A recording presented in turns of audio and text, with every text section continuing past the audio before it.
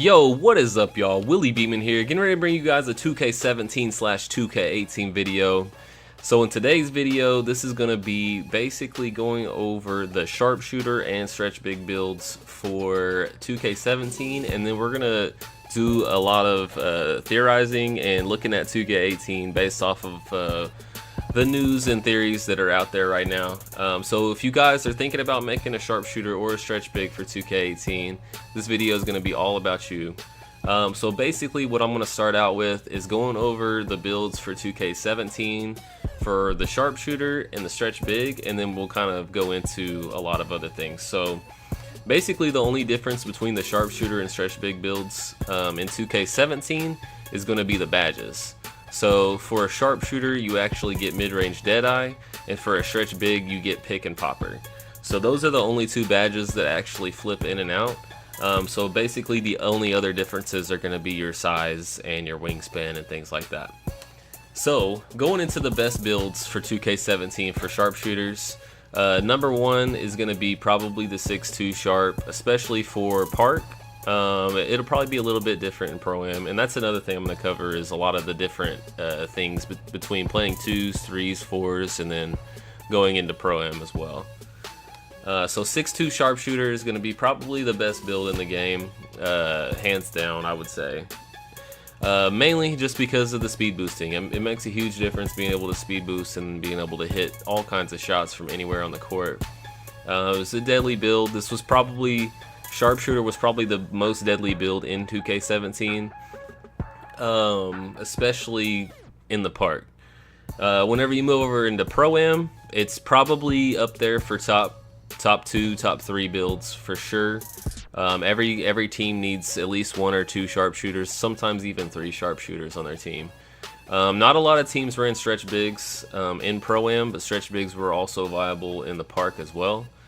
So really the next build that I'm going to go to is going to be the 6'2 Sharpshooter, or not 6'2, 6'6 Sharpshooter. 6'6 is probably like your next tier, I guess. 6'6 was a very good Pro-Am build.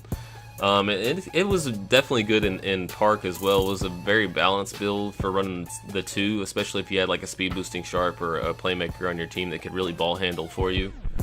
6'6 was kind of your 3 and D, if that was even a thing this year, even though defense was really, I mean, it's pretty hard to play defense with a Sharpshooter.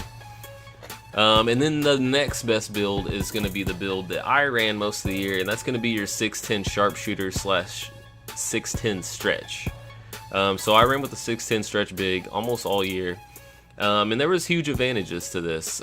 Basically, you were big enough to get rebounds, so you could really kind of box out glass cleaners, box out, you know, athletic finishers, all those big builds, people that were making 7'2", 7'3 builds and things like that, and still get the rebounds. But then off the rebounds, you could run down court and then make the shots. So you were basically a one-man fast break without having one-man fast break Hall of Fame like an athletic finisher or something like that.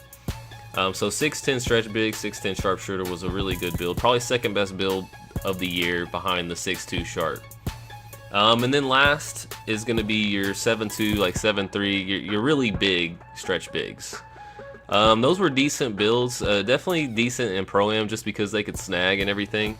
For the park though, they were very lacking, not good builds. And a lot of people thought that Stretch Bigs were trash because they either made that build or they played against a lot of people with that build, and that build was pretty bad. It didn't have enough speed to really use the Stretch Bigs advantages, being able to get open and make shots. Basically all you could do was spot up on offense, and then you really aren't a great rebounder at 7'3". You're just as good a rebounder almost at 6'10 as you are at 7'3 as a Stretch Big. So now going into 2K18, basically what we have going on in the main theory is going to be multiple archetypes. So multiple archetypes is going to be able to allow you to add an archetype, or maybe add a secondary archetype to your primary archetype. So let's say you want to make a Sharpshooter, and then you want to add a secondary archetype, and let's just keep it simple and just go on the archetypes that they already have in 2K17. So you have the Playmaker, the Lockdown Defender, the Slasher, the Shot Creator, and that's it. So you can add Sharpshooter to those different archetypes. So let's look at those different archetypes. So the Sharpshooter Playmaker combination. Now, I believe in 2K18 this is going to be a really popular build if they allow this to be done. Depending on how they allow you to mix these things together, I'm not quite sure how well this is going to work, but if you're able to make a 6/6, let's say, Sharpshooter that can speed boost, that's definitely going to be a super popular build. Basically, the next year's sharpshooting build, they're gonna, whoever, I don't know who's gonna find it out first, but whoever finds out the max height you can make a sharpshooter that can speed boost will probably create one of the best builds in the game at that point. So if you're trying to be kind of a park god or park shooting god, you want to have that stroke.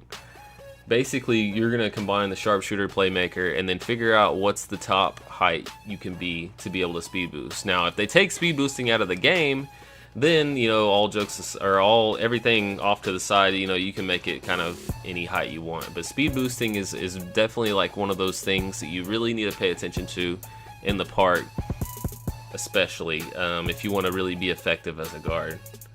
So the next secondary archetype is going to be might be the most popular build next year, and that's going to be the Sharpshooter Lockdown Defender combination. So the 3&D, this is like one of the most used kind of role type players in the NBA.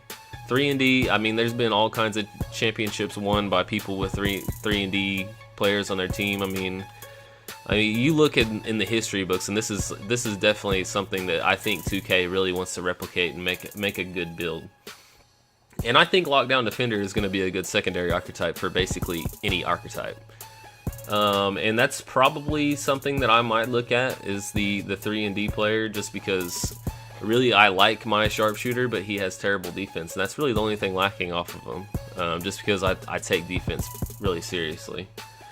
And then let's look at the Sharpshooter Slasher. This will probably be one of the most awkward archetype combinations. I don't really see this being very effective. It might be really fun for people to create, but I wouldn't recommend that at all. I mean, it's basically you're creating two different things and combining them together, and it's really probably not going to create the best player, just because I doubt that they allow you to take the best of both. It'll probably be a mix between the two, and it'll probably just create an average player. So be careful about that combination. You might look at it whenever it starts, but I wouldn't recommend it. And then last but not least is going to be your Sharpshooter Shot Creator archetype combination. Now this has the potential to be the best twos player on earth. Basically making a smaller Sharpshooter / Shot Creator, because Shot Creators could speed boost at 6'4". Sharpshooters could speed boost at 6'2". If you can make a 6'2" or 6'3" sharp shot creator, now that's a GG. That's going to be a pretty dominant player whenever it comes to the 2s court and even 3s. Definitely not the best Pro-Am player whenever it comes to probably being able to dominate. You'll probably have to make a bigger player for Pro-Am. So I would expect that a lot of the Pro-Am teams have Lockdown Defender as their secondary archetype for every archetype. Just because having Lockdown Defender on every player on the team is going to be probably really smart. So if you're serious about Pro-Am, really just pick your archetype you want to be, and then pick Lockdown Defender as a secondary. But yeah, Sharpshooter Shot Creator, that's going to be a pretty nice build. And so now let's kind of switch over to the center builds. Centers are going to be slightly different. There's going to be a little bit of overlap here, but basically centers, you're going to have the paint protector, the post scorer, the glass cleaner, the athletic finisher. So those are going to be your archetypes that you can combine with the stretch big. And I think it's going to be pretty apparent what is going to be the best big man build, or at least the most popular big man build. I don't want to say best at this point, but stretch big glass cleaner is going to be probably the most popular center build by about 80%. I guarantee there's going to be a lot of people that make this, and so if you want to be, one with the crowd, definitely go with this. And I think this will actually create it where, you know, this year in 2K17, 6'10" stretch bigs were really dominant. I think being able to combine glass cleaner onto your archetype will make it where those 7'2", 7'3" stretch bigs are going to become a lot more prevalent and a lot better in the park, to be honest. And actually, a 7'3" glass cleaner / stretch big is probably gonna be what I'm looking for to pick up whenever I'm picking up players running with my guard. So that's just a good overall, you know, snagging and being able to spot up. It's just a great support build. Next is going to be your stretch big athletic finisher. This is going to be this has potential to be a really good build. As a center, it's a lot better than that slasher sharpshooter build, just because as a slasher sharpshooter you want to be more of a ball handler. But the athletic finisher / stretch big, you're a center anyway, so you're going to be around the rim regardless of whether you're a stretch big or not. So getting rebounds and being able to flush them back would probably be a pretty nice little bonus to your MyPlayer's skills, basically. So I wouldn't throw that build out, but I doubt it'll be super popular, just because it really doesn't take advantage and become very specialized. So now let's go over to the paint protector. So I guarantee in the Pro-Am, paint protectors are going to be prevalent like crazy. Being able to be a paint protector and then being able to shoot as a stretch big, this will probably be the most popular. I don't want to say the most popular build, but it'll be up there for Pro-Am builds. Being able to be a paint protector, playing defense really well, and then being able to stretch the floor is super key. I mean, that's going to be really strong, especially for teams that run basically the 2 men in the corner and then run a center out in the wing, kind of ISO formations with the pick and roll. That'll be a really good build. It'll be a really good support for your team with that build. And then last but not least is going to be probably the most awkward stretch big build. Is going to be that post scorer / stretch big build.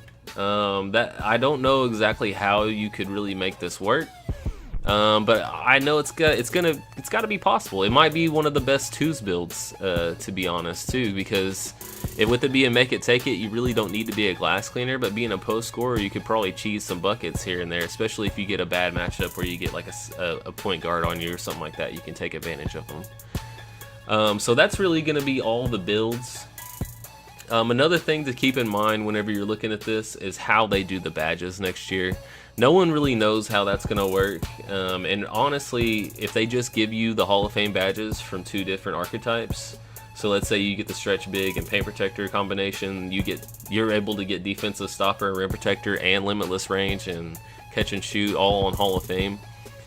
That could make things very interesting, and it'll make things really difficult to choose, because you can really get some really cool badge combinations between some of these things. So the badge combinations are some things that I really don't want to theorize. I mean, obviously you can look at the badges on 2K17, but I doubt that they'll just combine these badges. I think there's going to be a lot of badge tweaks next year, so I'm really not going to go over badge combinations for this time. But if you guys like the video, man, leave a like, and I'll probably do a couple of different archetypes beyond this. This is just kind of the 2 that I thought really needed to be covered, because I think there's going to be a lot of people that combine sharpshooter and stretch big to whatever archetype that they want to pick. But anyway, this is Willie Beeman, and I'm out. Peace.